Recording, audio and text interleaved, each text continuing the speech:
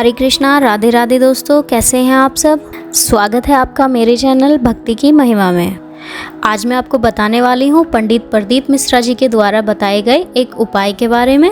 यदि आपको कोई धन संबंधी समस्या है, आपका कोई पैसा कहीं फंस गया है या फिर आपको कर्ज हो रहा है बहुत ज़्यादा और वो उतर नहीं पा रहा है, पैसे की बहुत ज़्यादा परेशानी है, तो आप इस उपाय को कर सकते हैं। लेकिन ध्यान रहे, ये उपाय आपको किसी मंदिर में जाकर ही करना है और वो भी ऐसे मंदिर में जहाँ पर लोग कम आते जाते हों। यानी कि ये उपाय आपको अकेले में ही करना है। और अगर मंदिर इस तरह का आपको नहीं उपलब्ध हो पा रहा है, आपके आसपास में कोई इस तरह का मंदिर नहीं है, तो फिर आप ये उपाय किसी सुनसान पेड़ के नीचे या फिर जहाँ पर लोग कम आते हैं वहाँ पर किसी पेड़ के नीचे पार्थिव शिवलिंग का निर्माण कर तब भी आप इस उपाय को कर सकते हैं। पार्थिव शिवलिंग यानी कि आपको एक मिट्टी का शिवलिंग बना लेना है। और मिट्टी का शिवलिंग बनाते वक्त आप ध्यान रहे कि उसके ऊपर आपको नाग जो बनाते हैं वो नहीं बनाना है और ना ही उसमें आपको जलाधारी बनानी है। आपको सिर्फ शिवलिंग बनाना है। वो जो बीच वाला भाग होता है शिवलिंग का, आपको सिर्फ वही बनाना है। अब मैं आपको बता देती हूँ कि इसके लिए आपको किन किन चीज़ों की आवश्यकता होगी।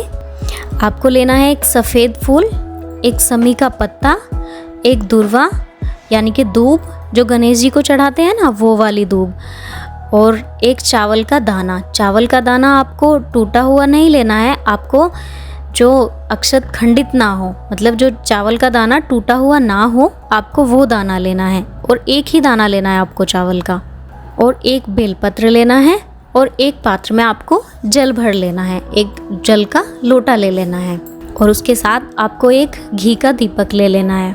और हाँ, एक बात का आपको ध्यान रखना है, अगर आपने पार्थिव शिवलिंग का निर्माण किया है तो आपको जो घी का दीपक लेना है उसमें आप कम ही घी डालना, क्योंकि नहीं तो आपको वो दीप ठंडा होने तक बहुत देर वहाँ पर इंतज़ार करना पड़ेगा। इसलिए आप दीप में घी कम ही डालना। इन सभी चीज़ों के साथ आपको उपाय करना है। अब आपने वहाँ जाना है जहाँ पर आप मंदिर या फिर जहाँ आपने शिवलिंग का निर्माण किया है, वहाँ पर आपको जाकर के सबसे पहले शिवलिंग को दूब अर्पित करनी है।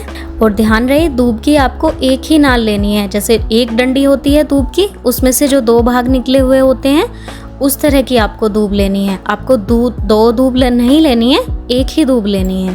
तो सबसे पहले आप दूब चढ़ाएंगे शिवलिंग को। उसके बाद आपको सफ़ेद फूल चढ़ाना है। उसके बाद आप एक जो चावल का दाना लिया है आपने, वो अर्पित करेंगे।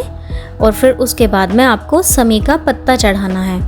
इन सब के बाद में आपको सबसे आखिर में बेलपत्र को ही अर्पित करना है। ध्यान रहे, बेलपत्र आपको सबसे बाद में अर्पित करना है। उसके बाद जो आप दीप लेकर गए थे उसको आपने प्रज्वलित कर लेना है और एकांतेश्वर महादेव का ध्यान करते हुए आपको जाप करना है।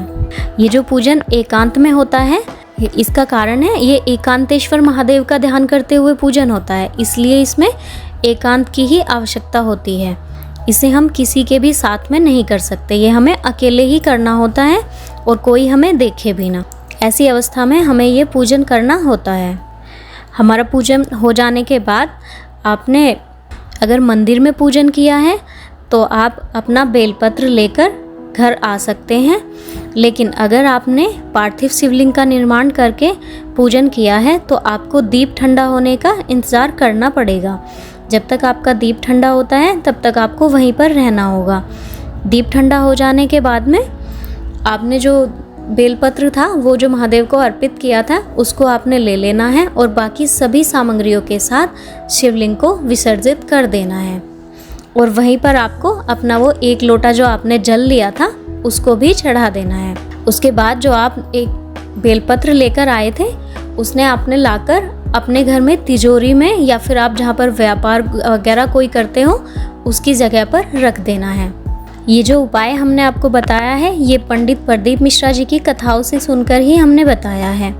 अगर आपको या फिर आपके संबंध में किसी को भी धन संबंधी कोई भी परेशानी है तो आप इस उपाय के जरूर करके देखें। भगवान भोलेनाथ आपके सभी कष्टों को हर लेंगे। और अगर आपको मेरी ये वीडियो पसंद आई है तो प्लीज़ इसको शेयर करना। और मेरे चैनल पर अगर आप पहली बार आए हैं तो प्लीज़ इसे सब्सक्राइब करना। इस तरह की बहुत सारी जानकारी आपको उपलब्ध होगी। धन्यवाद। ओम नमः शिवाय।